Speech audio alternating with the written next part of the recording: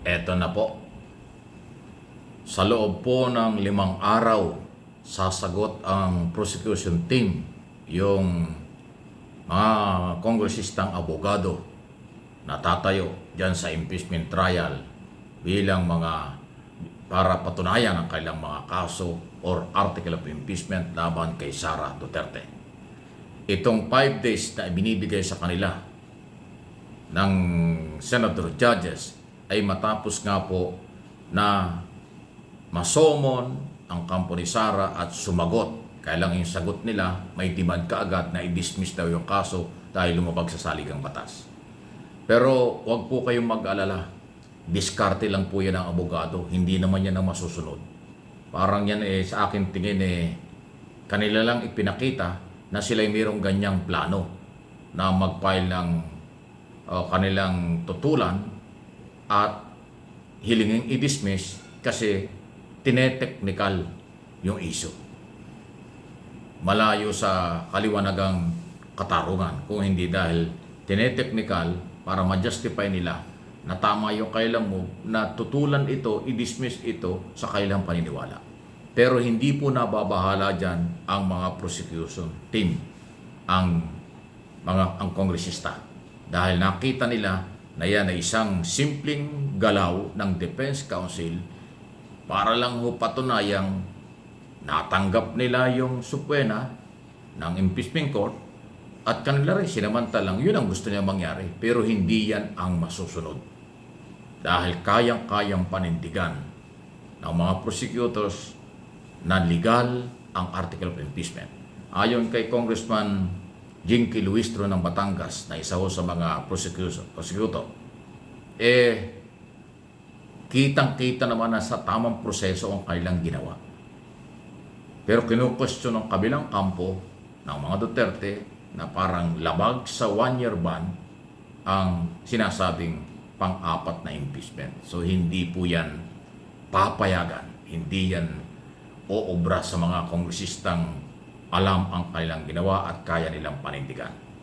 Bahagi lang po ito ng technicality issue. Dinaan muna sa technical at gustong ma-register ng kampo ni Sara Duterte ng kanyang mga abogado na meron silang pagtutol simula pa lang nang ito ay iproseso. Pero hindi naman ho kayang i-justify na lumabag ito. Kaya nakahanda ang mga congressman sagutin sa loob ng 5 araw kung bakit kaya nila at sinasabing legal at naaayon sa saligang batas ang kanilang kaso. At kaya din nilang panindigan sa aktual na trial ang kanilang kaso, ebidensya, akibat, ang mga dokumento at testigo tungkol sa posibleng or pagkakamali na paggamit ng pera ng Vice President sa Office of the Vice President. Yun po yun. So, huwag kayong mababahalang mga mamayang Pilipino na akala nyo at merong request na dismissal, yun ay mangyayari kaagad-agad o mangyayari. Hindi po. Sa aking personal na opinion, malabo pa yan sa sabaw ng pusit. Yan ay diskarte lang, ginawa, karapatan nila, pero hindi yan masusunod. Kasi ang pagpapatunay ng legal ng kaso ay ang nag-file ng kaso. Natural lang na sirain ng Defense Council ang kredibilidad ng kaso.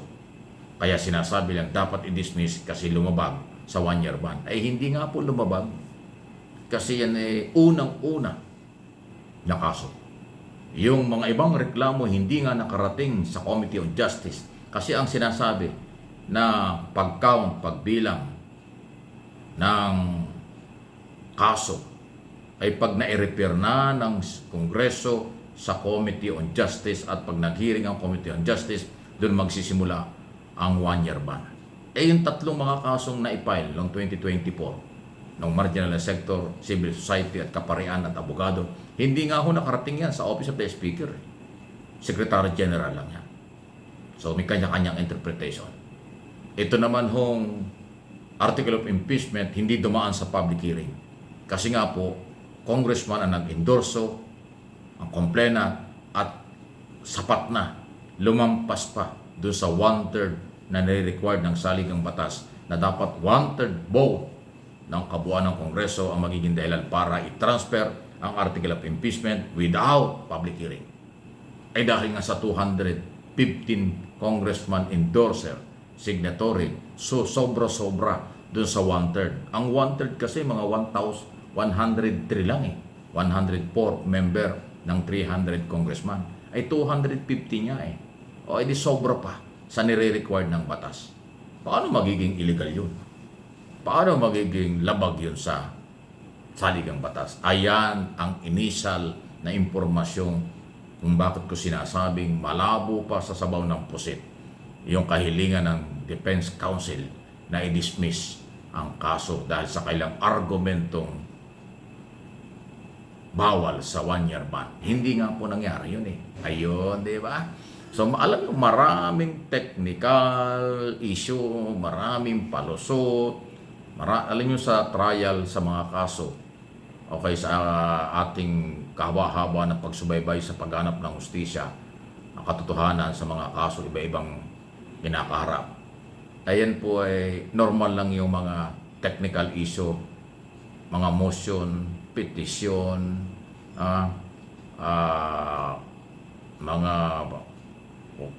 mga pagsingit na mga issue para lang ma-justify ang kanilang argumento. Ay hindi naman gano'n yan. Mananaig pa rin at mananaig ang katotohanan. Kaya nga dapat maging matalino ang mga senator judge. Uulitin ko ang lagi kong sinasabi, mag-aral yung mga senator judge kasi dinadaan sa technical ng Defense Counsel.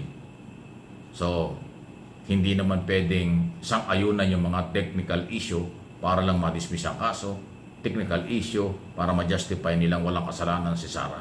Ang mahalagang dokumento, ebidensya, magpapatunay doon sa kaso. Hindi yung technical na usapin para mapagtakpan yung ebidensya, testigo at dokumento. Hindi ganoon. Pero siyempre, yan ay strategy ng Defense Counsel na sirain ang kredibilidad ng testigo, ng dokumento at ng proseso. Normal lang yan. Pero pag magagaling ang prosecutors, kaya nga nakarelax sila, kayang-kaya nilang i-justify at harapin ang anumang technical issue i-raise, i-open, or gagawin ng Defense Counsel. Kaabang-abang ha? Kaya makakadagdag na naman ito ng talino at kaalaman sa mga mamamayang Pilipino itong issue ito. Huwag kayong magsasawa. Pag nagsawa kayo, parang isinuko na ninyo ang inyong karapatang hanapin ang katotohanan at katarungan. Ganun po yan. Pag isinuko mo ang karapatan mo, binabaliwala mo na yung iyong karapatan, aabusuhin at aabusuhin ka ng mga umaabuso sa ating lipunan. Kaya para huwag tayong abusuhin at huwag maulit ang pang-aabusong ganito, suportahan natin ang ebidensya at panagutin basta nailabas ang ebidensya at katarungan ng mga mamamayang Pilipino may-ari ng perang pinag-uusapan dito. Ganun po yan. Please like and share, subscribe and follow kung hindi pa sa ating mga channel dito. MA Pinoy TV at yung kabilang channel natin, Mike Abe Opinions.